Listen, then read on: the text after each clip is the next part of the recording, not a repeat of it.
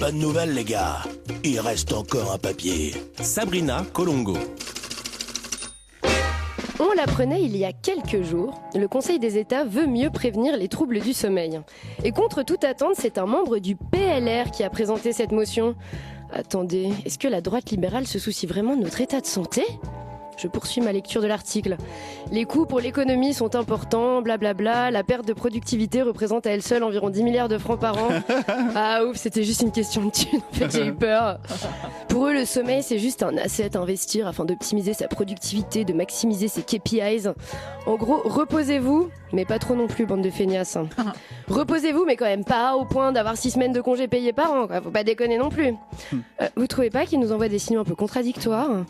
Le Conseil des États, c'est ton plan toxique qui te dit « Je pense à toi jour et nuit, mais c'est pas pour autant que je peux m'engager. Enfin, je suis une âme libre et si tu m'enfermes, je vais ruer dans les brancards, quoi. » Du coup, je me suis imaginé le Conseil des États faire un peu trop de zèle et s'impliquer personnellement dans les problèmes de sommeil des Suisses.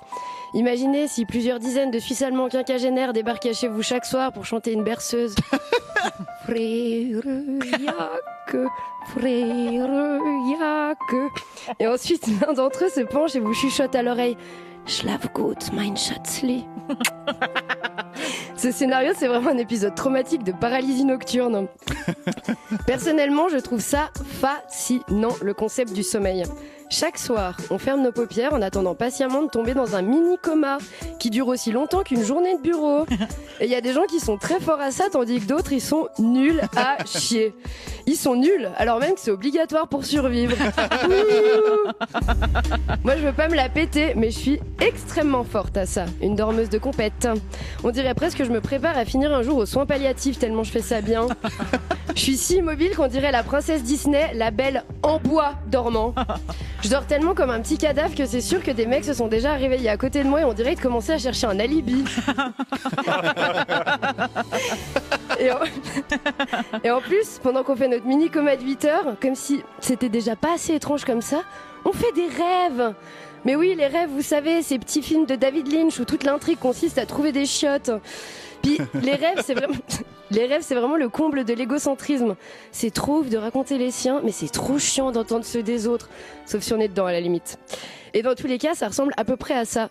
En fait, j'étais directrice de Disneyland, mais à Besançon. Et je faisais interdire le toboggan aux enfants de moins de 12 ans. Et c'est seulement en couchant avec Mickey Mouse, qui en fait, sous le costume, était mon premier amour, que je me rendais compte que c'était pas les enfants que je cherchais à éloigner, mais mes propres traumas. On s'en bat les couilles. En tout cas, le sommeil, c'est un de ces trucs dans la vie qui nous rend tous égaux, tous vulnérables.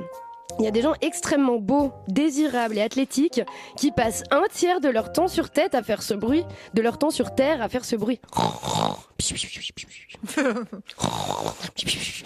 La honte. Et puis on a tous nos petits trucs pour réussir à dormir vite. Moi je vous avoue tout, c'est confession intime ce soir. J'aime bien la ASMR. Mais attention, hein, pas la ASMR bruit de bouche chelou, hein, non, la ASMR totalement normale, genre des ongles qui grattent une éponge. Ouais, dit comme ça en fait. Ouais.